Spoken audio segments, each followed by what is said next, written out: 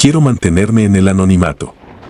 Nadie más debería cargar con esta maldición, pero siento que debo contar mi historia, aunque solo sea para tratar de aliviar parte del peso que llevo sobre mis hombros.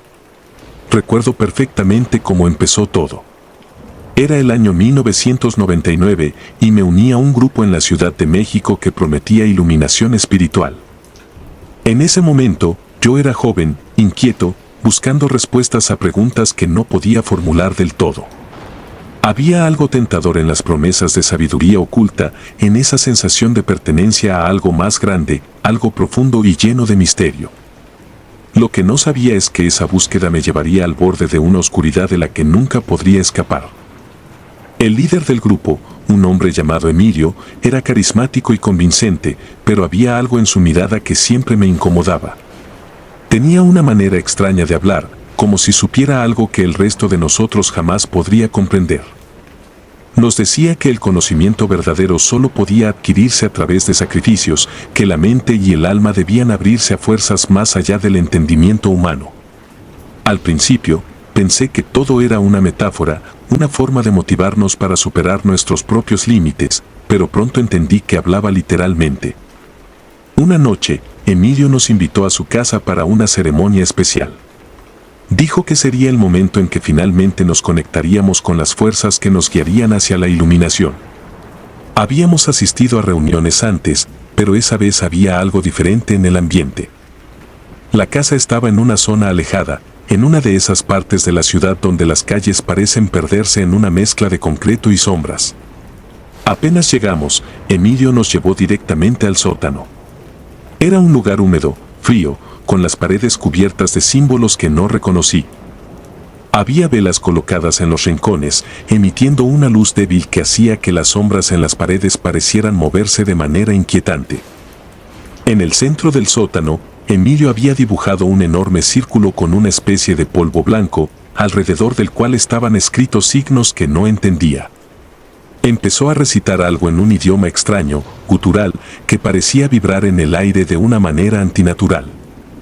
A medida que sus palabras llenaban el espacio, el ambiente se tornaba más pesado, como si el aire mismo se espesara, haciéndose cada vez más difícil de respirar. De repente, una sombra apareció en la pared frente a mí. Al principio pensé que era uno de nosotros, pero pronto me di cuenta de que la figura no coincidía con nadie en el grupo. La sombra parecía moverse de manera independiente, como si tuviera vida propia. Intenté racionalizarlo, convencerme de que solo era un truco de la luz, pero la sensación de que algo estaba profundamente mal comenzó a asentarse en mi mente. La luz de las velas parpadeó violentamente y, de repente, todo quedó en oscuridad. Fue en ese momento cuando escuché a alguien gritar. No fue un grito normal. Era un sonido desgarrador, como si proviniera de lo más profundo del alma de esa persona. La muerte nos está mirando, fue lo que entendí entre los gritos. No sé si fue mi imaginación, pero sentí una presencia, algo frío, observándonos, como si fuéramos presas atrapadas. Intenté moverme, pero mi cuerpo no respondía. Estaba paralizado, congelado en mi lugar por el terror. Después de lo que me parecieron horas, las velas se encendieron de nuevo, pero algo había cambiado. Emilio estaba inmóvil en el centro del círculo, sus ojos abiertos de par en par, pero sin vida. Parecía más una estatua que una persona, su piel había adquirido un tono grisáceo que no era natural. Nadie dijo nada. El silencio era sofocante. Nos miramos entre nosotros, buscando respuestas, pero todos estábamos igual de aterrados. Sabíamos que algo había salido terriblemente mal, pero no entendíamos qué. Salimos de la casa en completo silencio, dejando a Emilio allí, sin saber qué más hacer.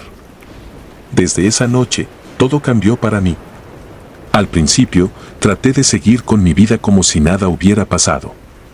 Volví a mi rutina diaria, intentando olvidar lo que sucedió en ese sótano, pero no era tan fácil. Empecé a sentir que no estaba solo.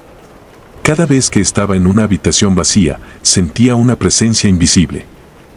No puedo describirlo de otra forma, pero sabía que algo me estaba observando. No era solo una sensación pasajera. Era constante, como si una sombra sin forma se hubiera pegado a mí, siguiendo cada uno de mis movimientos. Los sueños también comenzaron a cambiar. Al principio, solo eran recuerdos vagos de lo sucedido, pero pronto se volvieron más oscuros, más intensos. Cada noche me encontraba de nuevo en ese sótano, rodeado de sombras que parecían acercarse cada vez más, hasta que me despertaba con la sensación de estar atrapado. En una ocasión, desperté y sentí algo en mi pecho, como si una mano invisible lo estuviera presionando, dejándome sin aliento. No había nadie más en la habitación, pero el miedo era tan real que me levanté de golpe y no pude volver a dormir. Comencé a notar que los espejos reflejaban algo extraño. Cuando me miraba, había algo ligeramente fuera de lugar en mi propio reflejo. Al principio pensé que eran solo imaginaciones mías, pero pronto se hizo evidente. Había algo en los espejos que no correspondía. Mis ojos parecían vacíos, como los de Emilio esa noche. Dejé de mirarme en los espejos, pero eso solo empeoró las cosas. Ahora, incluso cuando no había espejo cerca, sentía que algo me observaba desde algún lugar que no podía ver. Intenté buscar ayuda, pero ¿cómo iba a explicar algo así? ¿Decirle a alguien que una sombra invisible me sigue? Nadie me creería. Aún así, acudí a un sacerdote, esperando algún tipo de alivio. Le conté una versión abreviada de lo sucedido, sin entrar en detalles. Me ofreció bendecir mi casa, pero no sirvió de nada.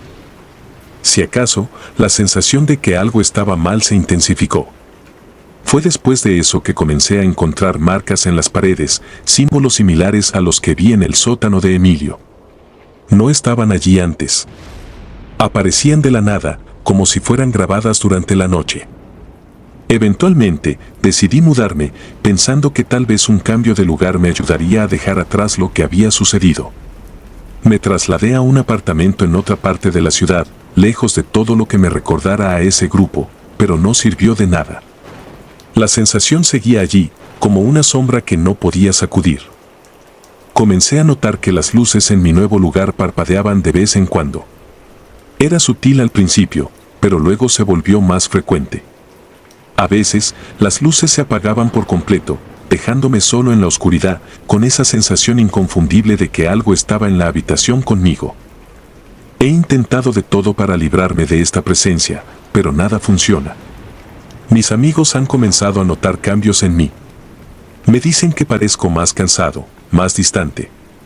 No saben lo que realmente está pasando, y no puedo contarles la verdad. Nadie entendería, y temo que, si hablo demasiado de ello, las cosas empeorarán.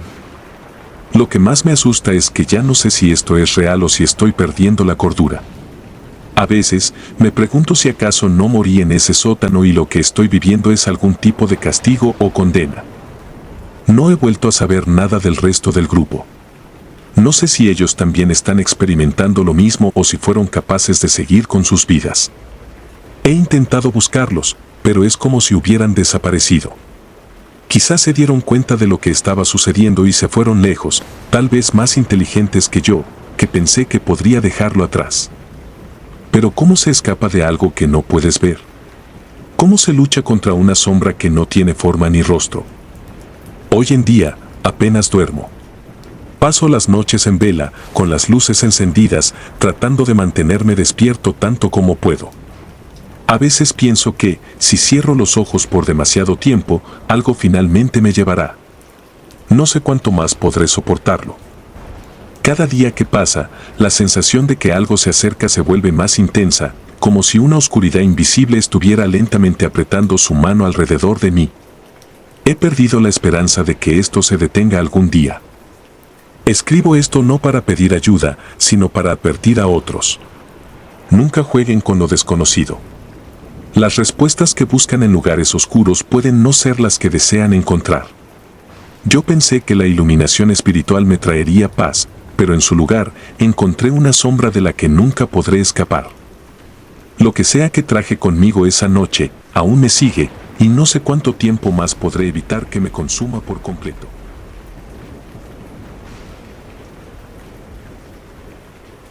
El ritual del cuervo. Nunca creí que algo tan absurdo pudiera convertirse en una pesadilla real. A veces me pregunto si todo fue un sueño, o si mi mente simplemente no puede procesar lo que sucedió. Pero las cicatrices no mienten y la constante sensación de que estoy siendo observado me recuerda que lo que ocurrió no es fácil de olvidar. Era el año 1995 cuando mi prima, Natalia, me introdujo a una comunidad que, según ella, tenía respuestas a preguntas que nunca me había atrevido a formular. Natalia era una de esas personas que siempre estaba metida en lo esotérico, buscando lo oculto, lo inexplicable.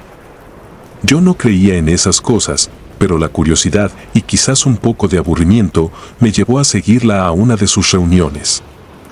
El grupo se reunía en las afueras de Puebla, en una casa vieja que parecía estar abandonada. El lugar era una combinación de deterioro y oscuridad. El aire olía a humedad y a tierra mojada, y las ventanas estaban cubiertas por cortinas gruesas que bloqueaban cualquier luz exterior. Cuando llegamos, Natalia me dijo que mantuviera la mente abierta, que lo que estaba por ver cambiaría mi vida para siempre. Me reí de sus advertencias. Nunca pensé que esas palabras tendrían un peso tan literal. Esa noche en particular, el grupo estaba celebrando un ritual que, según Natalia, tenía siglos de antigüedad. Creían en el poder de los animales, en que a través de ellos podían conectar con fuerzas más allá de la realidad cotidiana. En el centro de la habitación, un cuervo negro estaba atado a una pequeña estaca de madera. Sus ojos brillaban con una intensidad inusual, como si entendiera lo que estaba a punto de suceder. Alrededor del cuervo, el grupo había formado un círculo de fuego, un anillo de velas que parpadeaban suavemente en la oscuridad. El líder, un hombre de aspecto envejecido pero con una presencia abrumadora, comenzó a recitar un canto en un idioma que jamás había escuchado.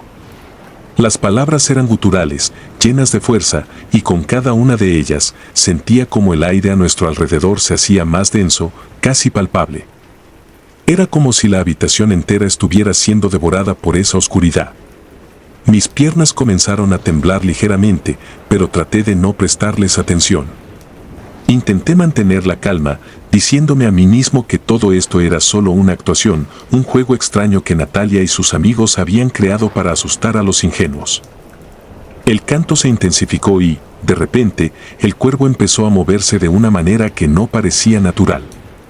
Sus ojos se volvieron hacia el líder y el animal abrió su pico, pero no para graznar. De su boca salió una voz humana, profunda, desgarradora. «Han despertado algo que no entienden», dijo el cuervo, sus palabras resonando en la habitación como si vinieran de las paredes mismas. Mi corazón se detuvo por un instante. Nadie se movió. Todos parecían congelados, incapaces de procesar lo que acababan de presenciar. El cuervo siguió hablando, su voz inhumana recitando palabras que no logré entender del todo, pero que evocaban una sensación de peligro inminente. En ese momento, me di cuenta de que lo que estaba sucediendo no era un simple truco ni una broma de mal gusto. Algo más había ocurrido en esa habitación. Algo antiguo, algo que nunca debimos haber despertado. Quería salir corriendo, pero mis piernas se negaban a moverse. Estaba atrapado en esa extraña realidad, obligado a presenciar lo que venía a continuación. De pronto, las velas se apagaron todas a la vez, dejando la habitación sumida en una oscuridad completa. No podía ver nada, pero el sonido del cuervo continuaba, su voz transformándose en una mezcla de gritos que parecían surgir desde lo más profundo de la tierra. El ambiente cambió de una manera que no puedo describir. No era solo miedo, era como si algo invisible estuviera llenando el espacio, una presencia abrumadora que lo oprimía todo. Cada uno de mis instintos gritaba que debíamos salir de allí, pero nadie se atrevió a moverse. El líder dejó de hablar, y durante lo que pareció una eternidad, el cuervo permaneció en silencio. Luego, de repente, la luz de las velas regresó, pero el cuervo ya no estaba. Lo único que quedaba era una mancha oscura en el suelo, una sustancia pegajosa y negra que olía a algo que jamás había percibido antes. El líder nos miró a todos, su expresión era indescriptible, como si supiera que habíamos cruzado una línea de la cual no había retorno. Esa noche regresé a mi casa con Natalia, ambos en completo silencio. Nadie mencionó lo sucedido, como si no hablar de ello pudiera borrar lo que habíamos visto. Pero yo sabía que algo más había sido despertado, algo que no se podía contener solo con el silencio.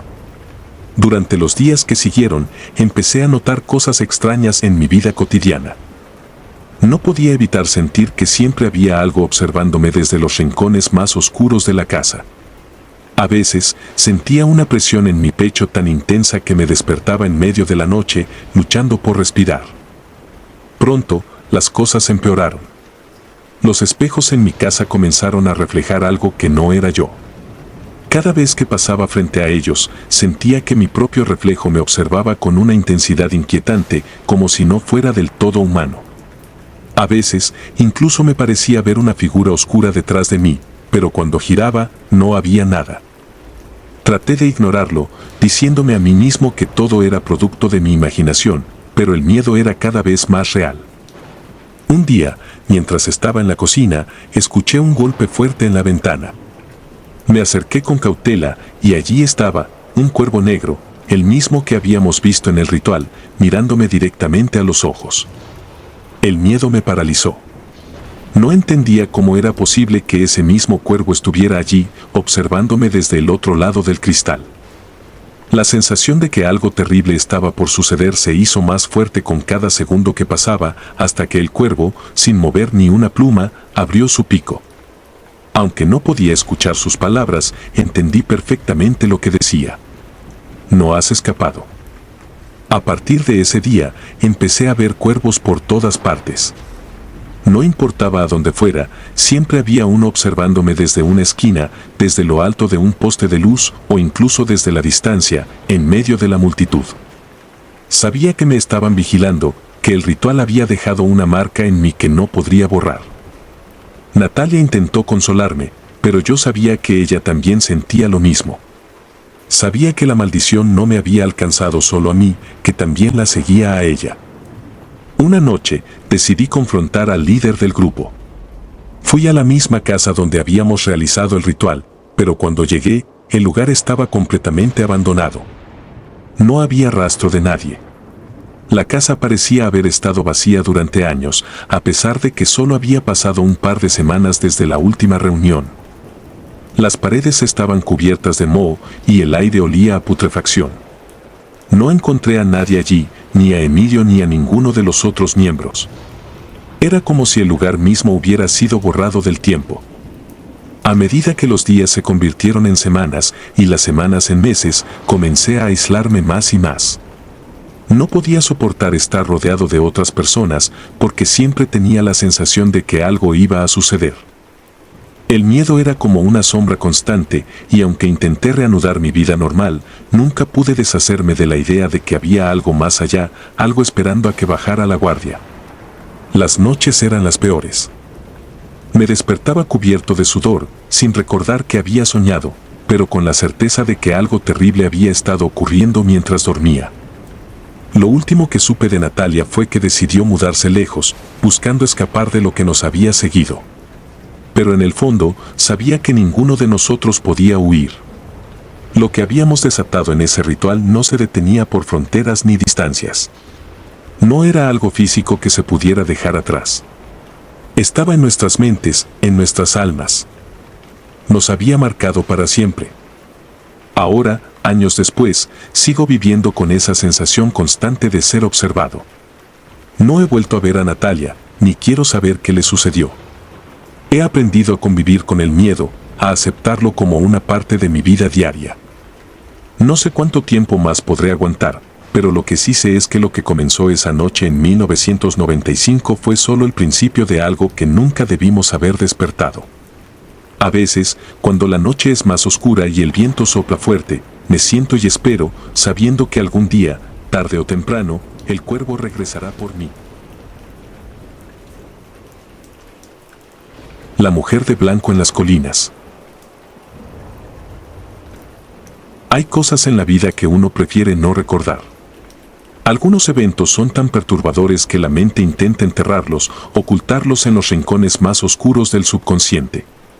Pero a veces esos recuerdos vuelven, sin ser invitados, y te persiguen cuando menos lo esperas.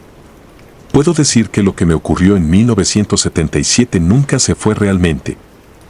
Solo ha estado ahí, latente, como una sombra que nunca se desvanece por completo. Recuerdo claramente cuando todo comenzó. Vivía en Los Ángeles, en ese momento tenía 24 años y estaba en una etapa en la que buscaba respuestas a preguntas más profundas sobre la vida, la muerte y lo que podría haber después. Era una época en la que muchas personas hablaban de espiritualidad, de nuevos comienzos, de explorar el alma en busca de algo más grande que uno mismo. Fue así como me topé con un pequeño grupo que se hacía llamar los Hijos de la Luz.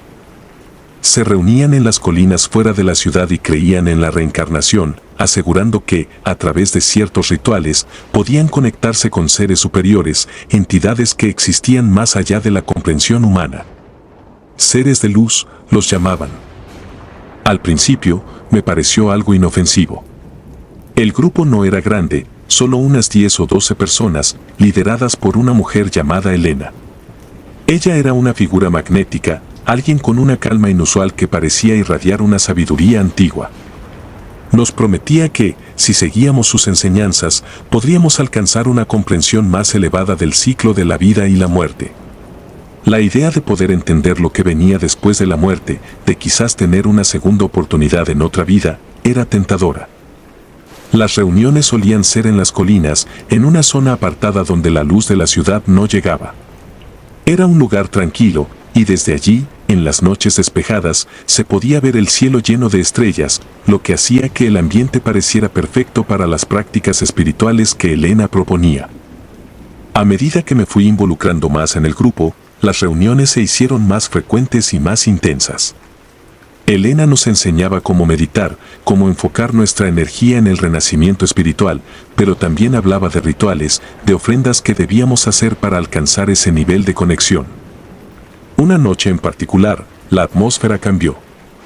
Había algo diferente en el aire, algo cargado de tensión. Elena nos había convocado para un ritual especial. Nos dijo que esa noche tendríamos la oportunidad de presenciar a los seres de luz, que ellos vendrían a nosotros si estábamos lo suficientemente abiertos espiritualmente. Todos estaban emocionados. Yo también lo estaba, aunque algo dentro de mí me advertía que no era normal sentir esa expectación. Pero, como siempre, descarté mis dudas, pensando que solo era mi mente racional resistiéndose a algo que no podía entender. Nos reunimos en lo alto de una colina más remota de lo usual, lejos de cualquier camino o sendero transitado. El viento soplaba fuerte y había algo en la oscuridad de esa noche que me hizo sentir más pequeña de lo normal. Elena nos pidió que nos sentáramos en un círculo y luego colocó en el centro unas piedras que había traído, afirmando que estaban imbuidas de energía espiritual. Recuerdo haber pensado que todo aquello era un poco teatral, pero cuando comenzó el ritual, todo cambió. Elena comenzó a entonar un cántico que parecía no tener fin, mientras los demás seguían sus instrucciones en silencio, con los ojos cerrados. Yo intenté hacer lo mismo, concentrándome en las palabras que repetía una y otra vez. Pero a medida que pasaban los minutos, comencé a sentir una extraña inquietud. El viento que antes soplaba suavemente ahora parecía moverse a nuestro alrededor con más intensidad, como si algo estuviera circulando entre nosotros. No podía ver nada, pero sabía que había algo en esa colina que no estaba allí antes. Después de lo que parecieron horas, Elena se detuvo. Todo quedó en silencio. Fue entonces cuando, desde la cima de la colina, vi algo. No sé si fui la única, pero en ese momento, mi mirada se fijó en una figura a lo lejos. Era una mujer, vestida completamente de blanco. Su ropa ondeaba suavemente, a pesar de que el viento ya había cesado. Al principio pensé que era una de las personas del grupo, que quizás se había alejado sin que yo me diera cuenta. Pero entonces, mientras todos seguían en una especie de trance, me di cuenta de que la mujer no era parte de nosotros. Estaba de pie, inmóvil, mirándonos desde la distancia. Algo en su postura me llamaba, como si su presencia misma me exigiera acercarme.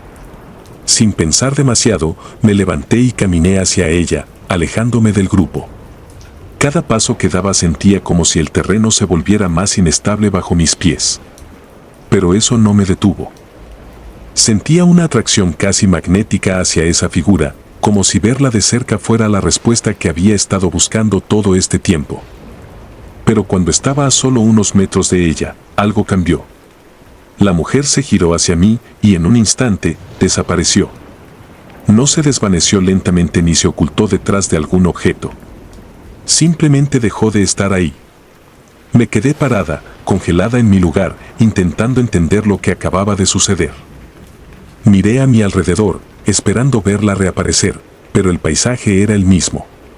Solo la oscuridad, las colinas y la débil luz de las estrellas. Regresé al círculo, confusa, pero decidida a no decir nada. Nadie más parecía haber notado lo que había pasado. O si lo habían hecho, no lo mencionaron.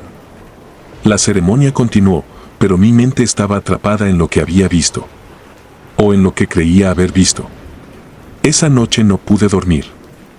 La imagen de la mujer de blanco seguía en mi cabeza, y por más que intentaba racionalizar lo que había pasado, algo dentro de mí sabía que no había sido una alucinación.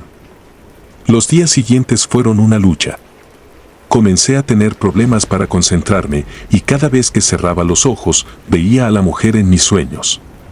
No era solo un sueño, era algo más vívido, como si estuviera reviviendo ese momento una y otra vez. Cada vez que la veía en mis sueños, estaba un poco más cerca de mí. La inquietud creció tanto que decidí alejarme del grupo por un tiempo.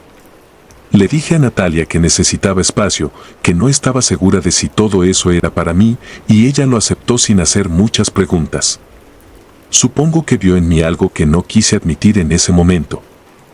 Sin embargo, alejarme no cambió nada. Al contrario, la presencia de la mujer en mis sueños se intensificó.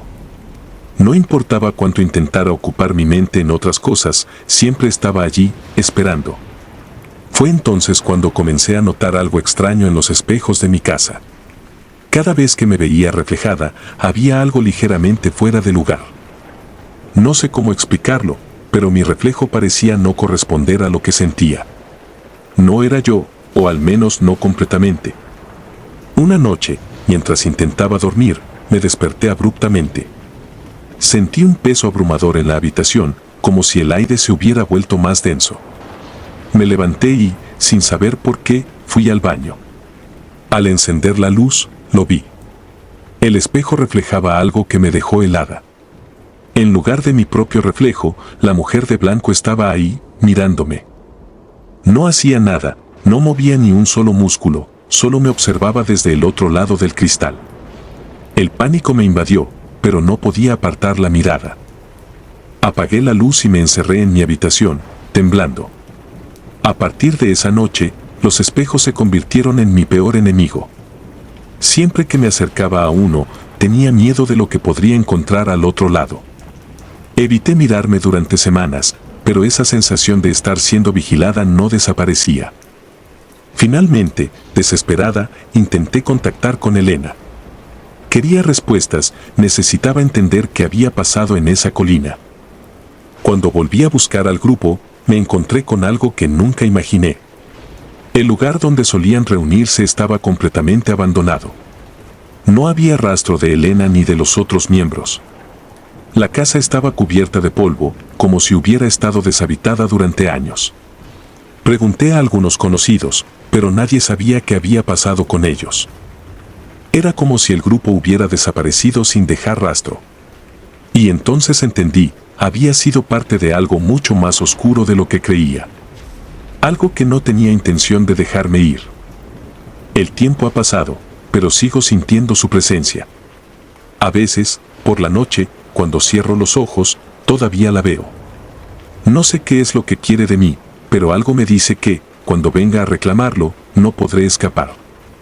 Lo único que puedo hacer es esperar, sabiendo que la mujer de blanco nunca se fue realmente. Y que algún día volverá. El pacto en la montaña. Nunca he sido supersticioso. Siempre me consideré una persona lógica, alguien que buscaba explicaciones racionales para cualquier fenómeno que pudiera encontrar. Pero hay cosas que escapan a toda lógica. Cosas que no se pueden explicar, ni entender, y que quedan grabadas en la mente como cicatrices invisibles que nunca desaparecen. Lo que viví en esa montaña, en Monterrey, hace más de 30 años, aún me atormenta. Y, aunque no sé si contar mi historia servirá de algo, siento que es hora de sacarlo a la luz. Era el año 1992. En aquel entonces tenía 20 años y pasaba mucho tiempo con un grupo de amigos que compartía mis mismas inquietudes por lo desconocido.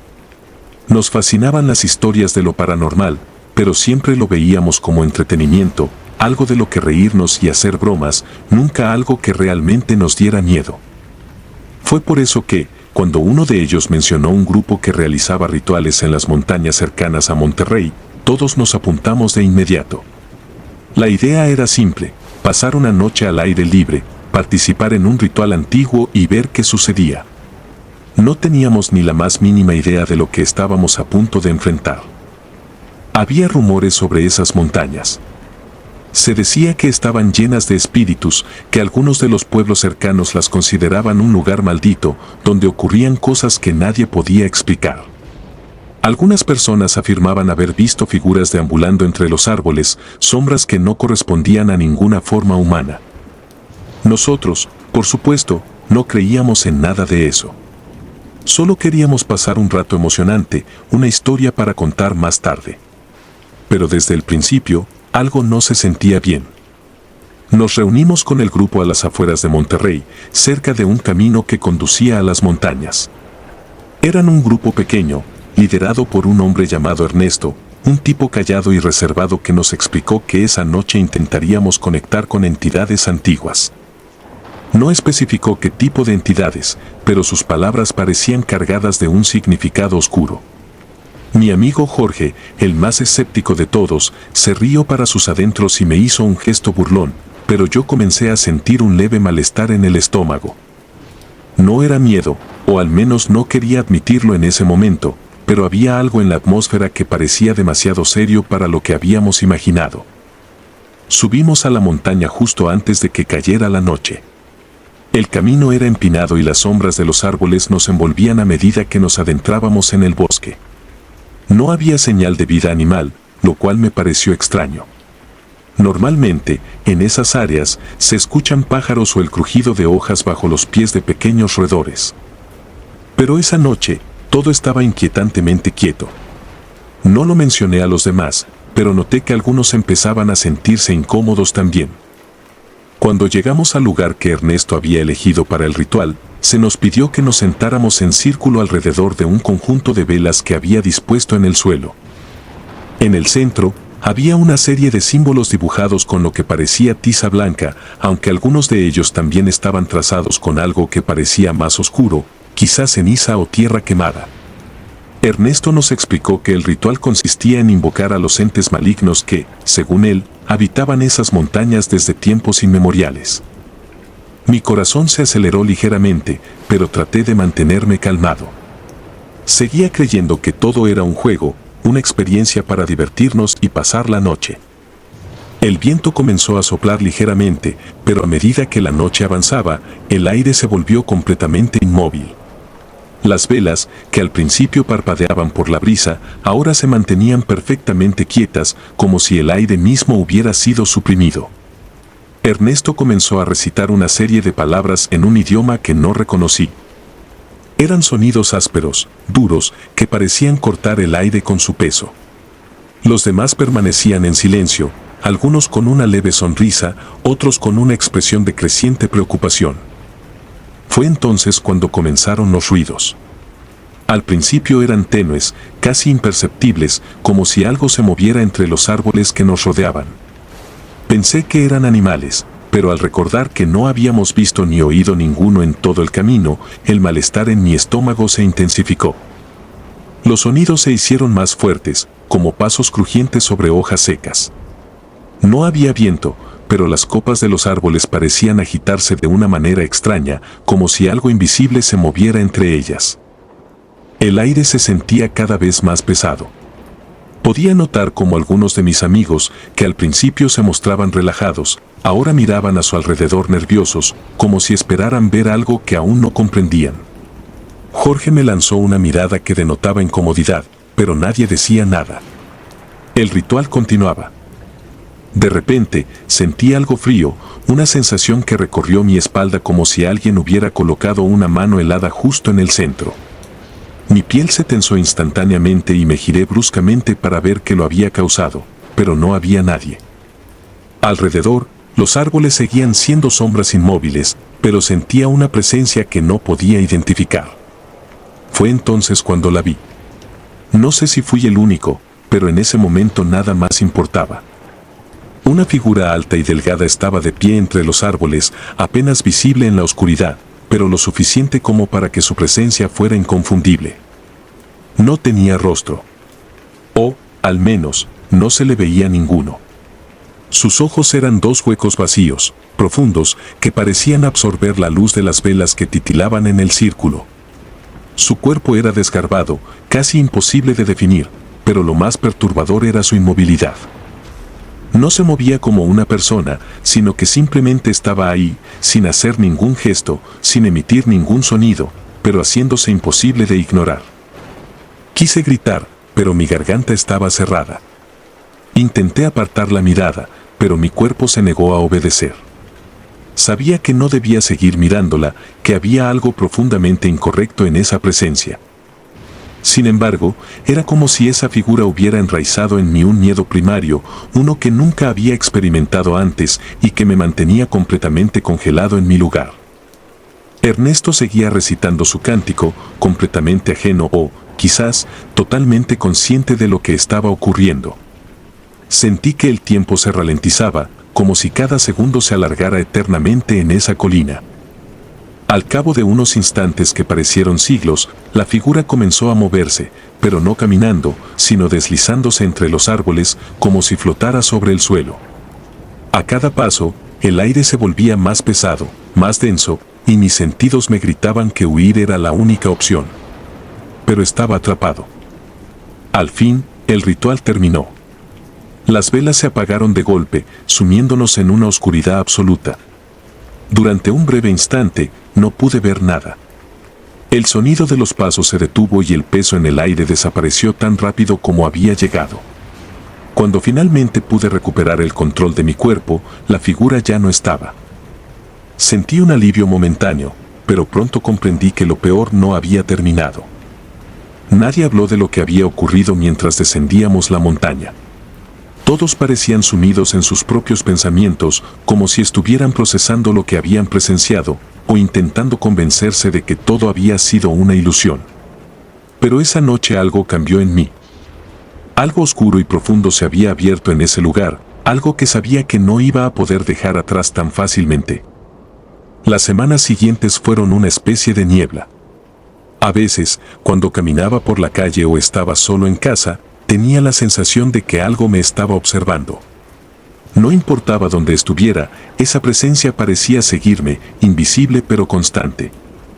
Empecé a evitar los espejos, porque en más de una ocasión creí ver algo en mi reflejo que no era yo. Algo que me observaba desde algún lugar más allá de mi comprensión. Mi grupo de amigos también cambió.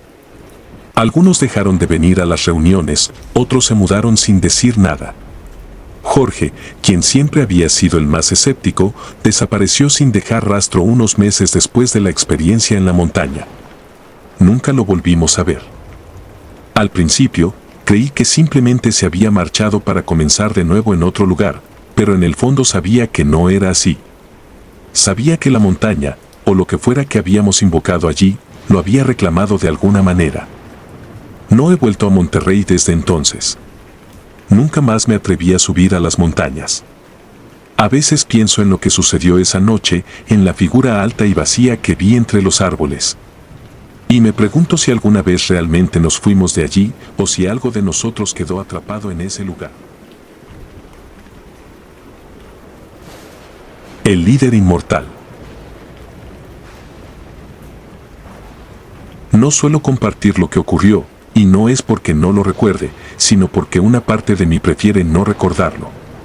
El año era 2007 y yo vivía en Nueva York, en una ciudad que, para muchos, es sinónimo de energía, luces y constante movimiento. Para mí, sin embargo, fue el escenario de algo que cambió mi vida para siempre. Quizá debería decir terminó mi vida de alguna manera, aunque todavía esté aquí, respirando, sintiendo. Pero la verdad es que desde aquel año, algo en mí dejó de ser humano. Lo que ocurrió aquella noche, en un sótano oscuro, no puede ser explicado con las palabras que normalmente utilizamos para describir el mundo cotidiano. Fue el momento en que toqué algo que ningún ser vivo debería haber tocado. Yo era joven, idealista, y buscaba respuestas en todas partes. Había perdido a mi madre hacía un par de años, y esa pérdida me dejó con un vacío que ninguna rutina, relación o éxito profesional lograba llenar. Mi mente divagaba por preguntas que me quitaban el sueño.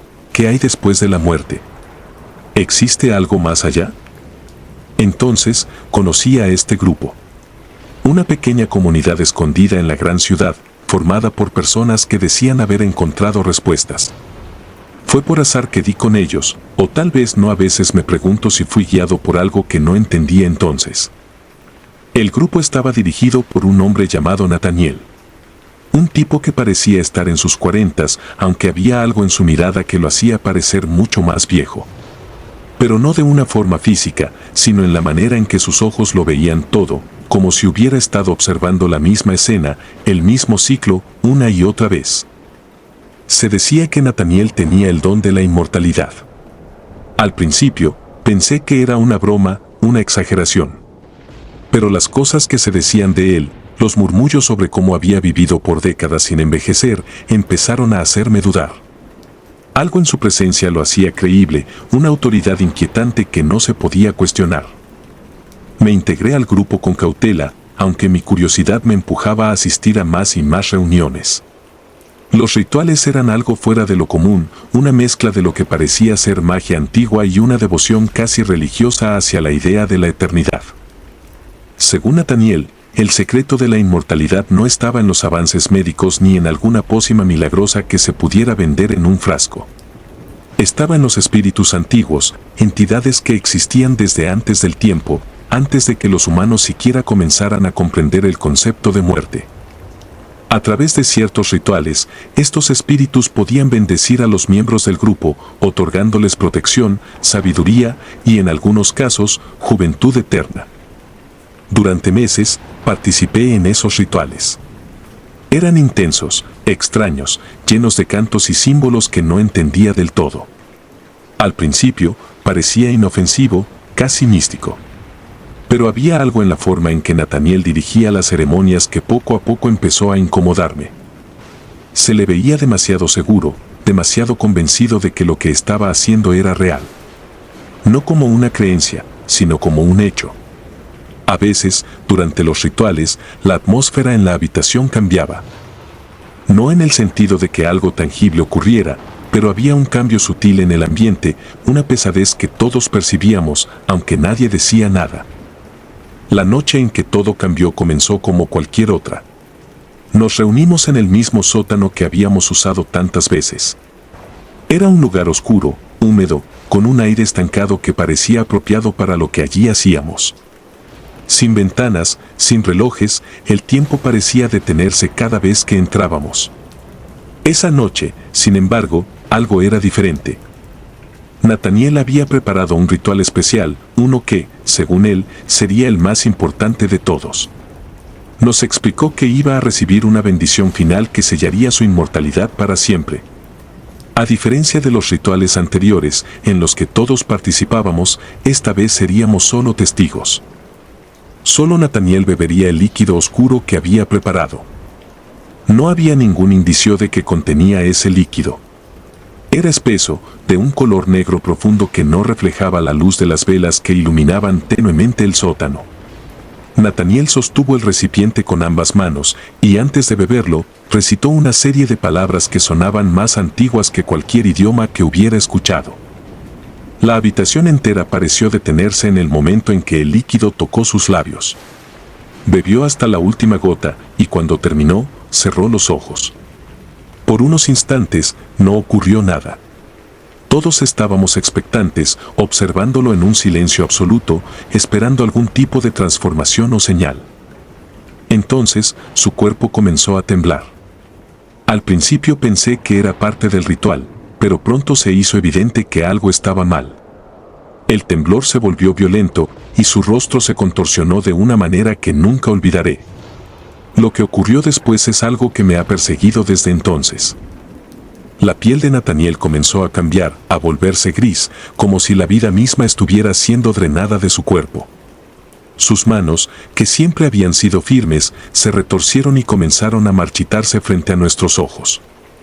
Los otros miembros del grupo, al igual que yo, estaban paralizados por el horror. Nadie sabía qué hacer, y aunque mi primer instinto fue correr, no pude moverme. Nathaniel cayó al suelo, pero no de la manera en que uno esperaría. No fue un colapso súbito. Fue como si su cuerpo se derrumbara sobre sí mismo, como si el peso de los siglos que había invocado finalmente lo aplastara. Lo más perturbador, sin embargo, fue que nunca dejó de moverse. Aunque su cuerpo parecía estar descomponiéndose a un ritmo acelerado, sus ojos permanecían abiertos. No en un gesto de sorpresa o miedo, sino con una frialdad calculada, como si estuviera completamente consciente de lo que estaba ocurriendo. Lo que sucedió a continuación fue tan confuso como aterrador. El cuerpo de Nathaniel seguía colapsando, pero algo en la habitación cambió. Era como si el aire se volviera más denso, más oscuro. Vi algo moverse en las sombras, algo que no pertenecía a este mundo. No era una figura clara, sino más bien una presencia, algo que estaba allí, observándonos, y que no tenía ninguna intención de marcharse. Nathaniel había llamado a algo. Algo que no era humano. Uno a uno, los miembros del grupo comenzaron a retroceder, incapaces de procesar lo que estaban presenciando. Fue entonces cuando comprendí la verdad. Nathaniel no había alcanzado la inmortalidad. Al menos, no de la manera en que lo había planeado. Había abierto una puerta que no debía abrirse, había invocado algo que no podía controlar.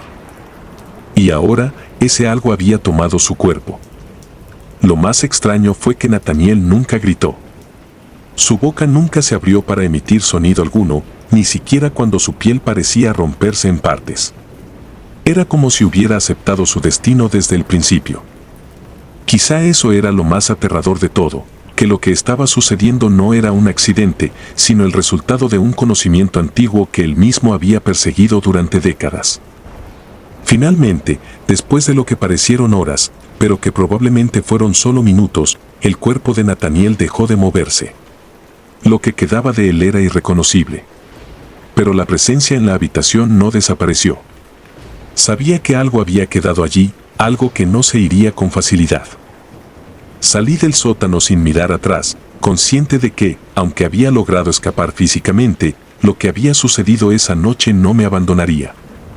Desde entonces, no he vuelto a participar en ninguna reunión de ese tipo. Los otros miembros se dispersaron, algunos desaparecieron por completo, mientras que otros, como yo, intentaron seguir con sus vidas, aunque sabíamos que algo nos seguiría siempre. A veces me despierto en medio de la noche y siento que no estoy solo. No porque pueda ver algo, sino porque lo que ocurrió en ese sótano, la maldición que Nathaniel desató, nunca se fue. No sé si Nathaniel consiguió la inmortalidad. Quizá, en cierto sentido, lo hizo. Pero no de la manera que esperaba. La casa del sacrificio.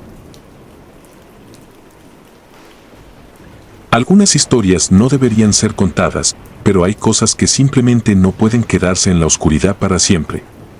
Es como si, al mantenerlas en secreto, se alimentaran de tu silencio, creciendo en fuerza hasta que ya no puedes contenerlas. Así es como me siento sobre lo que ocurrió en 1976 en una vieja casa abandonada en San Diego. Por años, he tratado de evitar pensar en esa noche, de enterrar los recuerdos bajo la lógica y el sentido común. Pero no importa cuánto lo intente, siempre están ahí, acechando en los rincones de mi mente. Y tal vez, contar esta historia sea la única forma de librarme de ella. Era el verano del 76. Yo tenía 22 años y vivía en San Diego, trabajando en lo que podía para pagar el alquiler de un pequeño departamento en las afueras de la ciudad. En ese tiempo, me relacioné con un grupo de personas que se dedicaban a explorar lo oculto, lo paranormal. No era algo raro, considerando la época. Muchos jóvenes estábamos interesados en cosas que nos sacaran de la rutina y lo sobrenatural tenía un atractivo especial.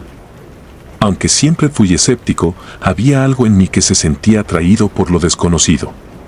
Quizá era la emoción de lo prohibido, o tal vez el simple deseo de sentir algo más allá de lo cotidiano. Fue en una de esas reuniones que conocí a Richard, el líder del grupo. Era un tipo mayor que el resto, con un aire de misterio que lo hacía destacar entre los demás. Richard hablaba con calma, como si supiera más de lo que dejaba entrever, y parecía disfrutar de la atención que recibía. Durante semanas, nos habló de un lugar especial, una casa abandonada en las afueras de San Diego, que, según él, tenía una energía única. Decía que en esa casa, décadas atrás, una familia había sido sacrificada en un ritual oscuro para conseguir poder. Era una historia que contaba con una mezcla de fascinación y respeto, como si la tragedia le hubiera otorgado una especie de reverencia a ese lugar. La mayoría de nosotros no creía en ese tipo de historias. Pensábamos que Richard solo buscaba asustarnos, jugar con nuestras mentes jóvenes e impresionables. Pero había algo en su mirada, en la forma en que hablaba de la casa, que me hizo dudar. Parecía convencido de que lo que decía era verdad y su convicción era suficiente para hacernos aceptar su propuesta. Nos invitó a pasar una noche en esa casa, a participar en una ceremonia que, según él, nos conectaría con las fuerzas que aún residían allí. La noche en que decidimos ir, el aire estaba denso. Llegamos a la casa poco después del anochecer. Estaba alejada de todo, rodeada de árboles y maleza. No había electricidad y la estructura misma parecía haber sido abandonada hacía décadas. Las ventanas estaban rotas y la puerta principal colgaba de una sola bisagra. Entramos en silencio, iluminando el camino con linternas. Por dentro, la casa era un laberinto de sombras. Las paredes estaban cubiertas de grafitis viejos y el suelo crujía bajo nuestros pies, como si la madera estuviera a punto de ceder. Richard nos condujo hasta la sala principal, donde había dispuesto un círculo de velas alrededor de un altar improvisado. No preguntamos de dónde había sacado las velas ni qué significaban los símbolos dibujados en el suelo. Solo lo seguimos, como siempre lo hacíamos.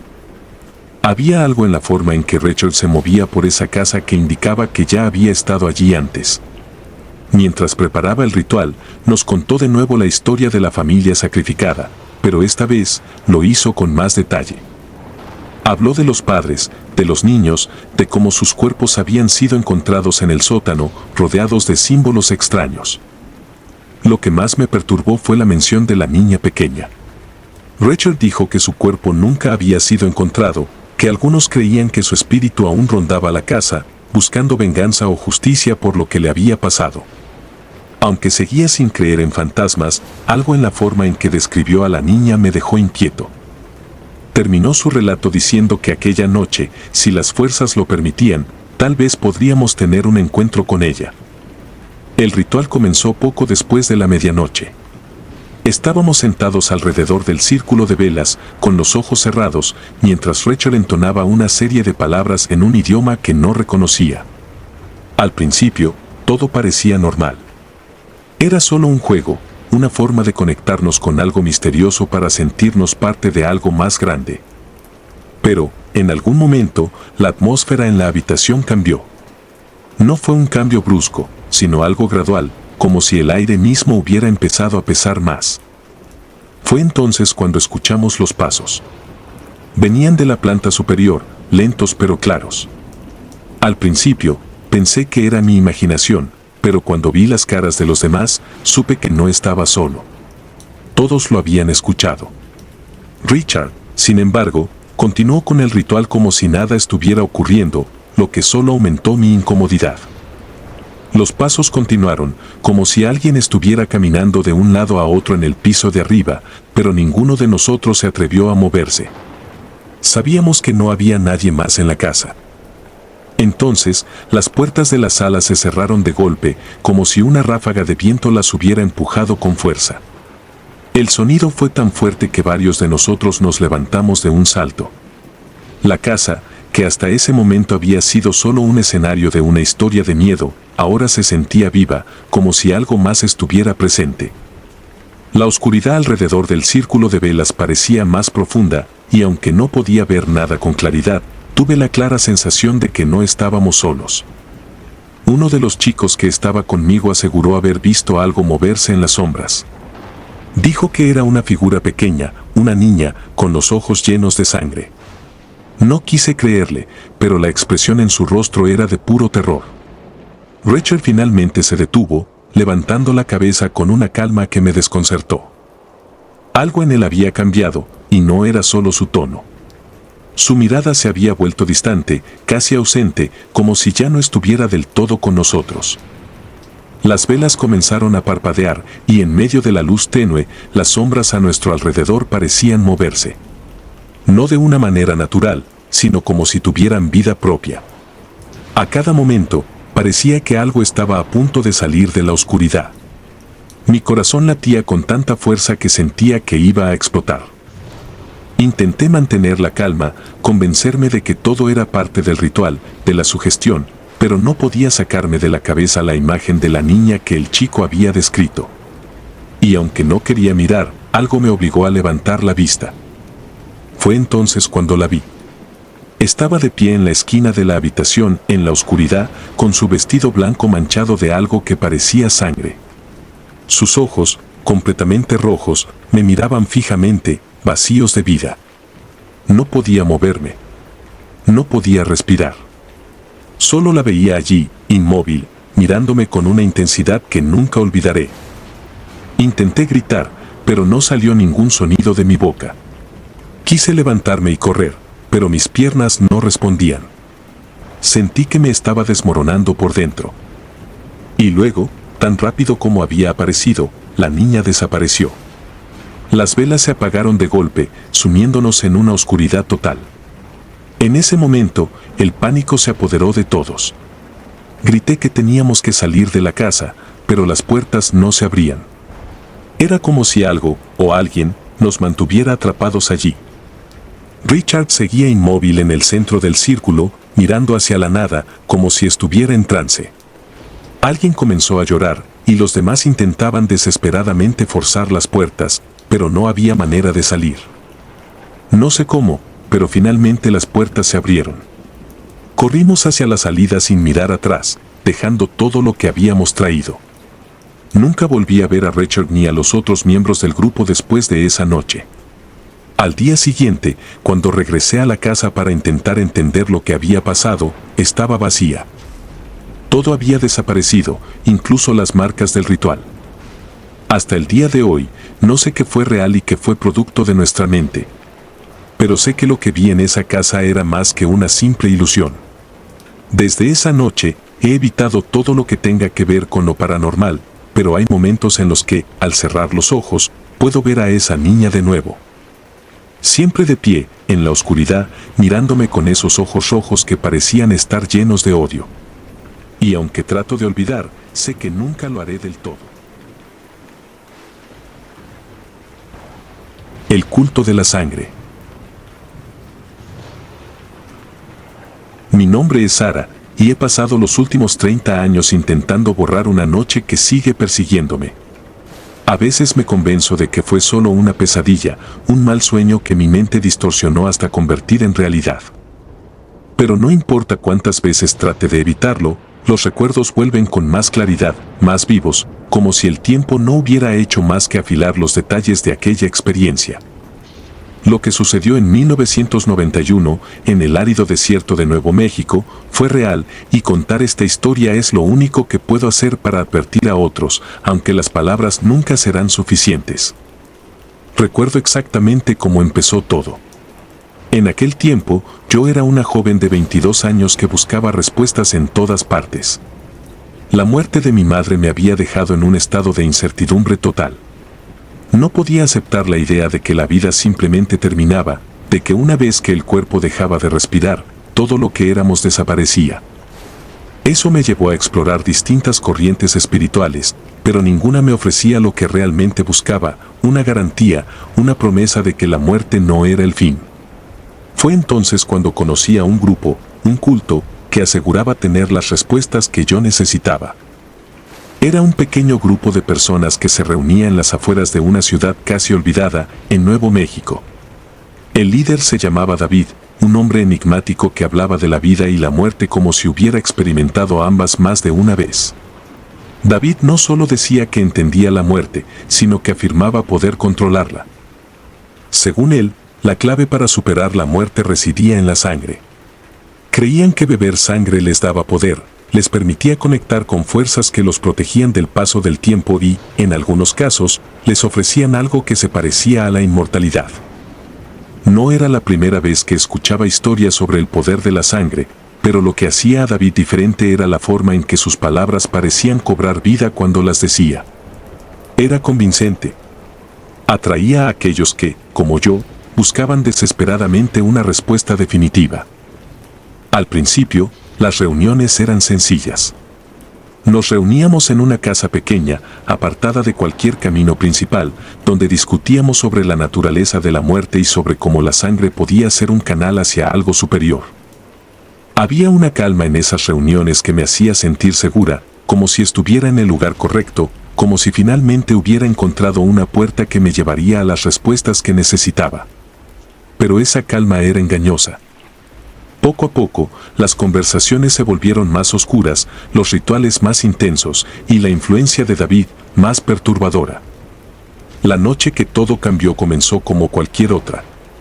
Nos reunimos en la misma casa, una construcción vieja y decrépita que se escondía entre las colinas desérticas. La atmósfera esa noche se sentía extraña desde el principio. El aire estaba pesado, casi opresivo, y aunque ninguno de nosotros lo dijo, podíamos sentir que algo estaba por suceder.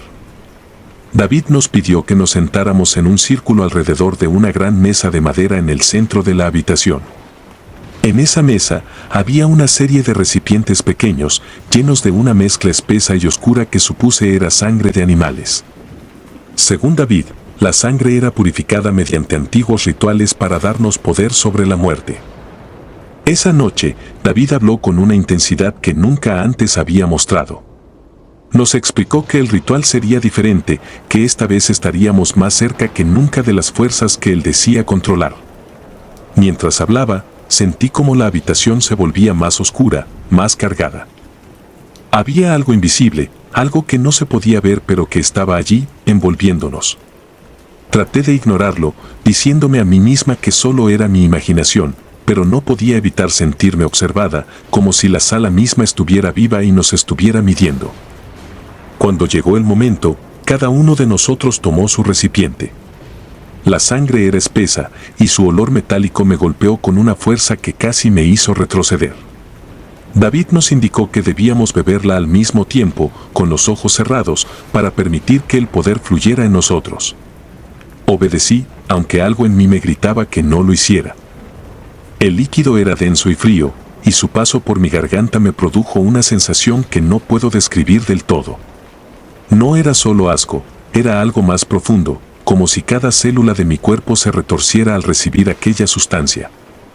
Justo después de beber, la habitación pareció llenarse de una energía que no habíamos sentido antes. Mi piel se tensó, y sentí como algo invisible parecía rodearnos, algo que no pertenecía a este mundo. El aire estaba cargado de una forma que no era normal.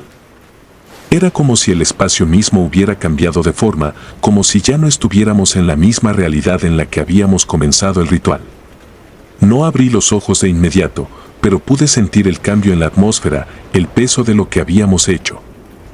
Entonces, sin previo aviso, escuché a alguien moverse bruscamente, seguido de un ruido sordo. Abrí los ojos a tiempo para ver a uno de los miembros del grupo, un hombre llamado Alex, retorciéndose en el suelo.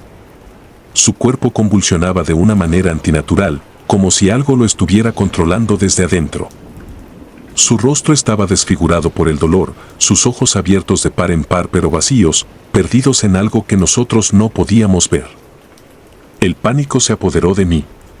Intenté levantarme, pero mis piernas se sentían pesadas, como si algo me mantuviera anclada en el lugar.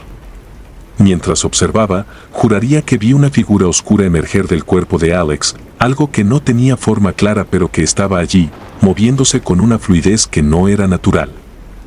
La figura parecía alargarse, expandirse, y lo peor de todo era el sonido. No era un sonido físico, sino algo que se sentía, una vibración en el aire que parecía surgir de las sombras mismas. Aunque no podía ver claramente lo que era, una parte de mí sabía que esa cosa no pertenecía a este mundo. Alex dejó de moverse. Su cuerpo quedó inerte en el suelo y la figura que había salido de él parecía flotar, observándonos como si disfrutara de lo que acababa de ocurrir. Sentí un frío intenso recorrer mi piel y en ese momento supe que habíamos cruzado una línea que nunca debimos haber cruzado. No era simplemente un ritual de sangre. Habíamos invocado algo. Algo oscuro, algo antiguo, algo que no comprendíamos. La figura desapareció tan rápido como había llegado, pero el impacto de lo que había ocurrido quedó grabado en mí. David no dijo una sola palabra, no hizo ningún gesto. Solo se quedó de pie, observando, como si todo lo que había ocurrido fuera parte de un plan mayor que solo él comprendía. Esa fue la última vez que lo vi. Esa noche salí de la casa y no volví. Dejé atrás al grupo, a David, a Nuevo México, y traté de continuar con mi vida como si nada hubiera pasado.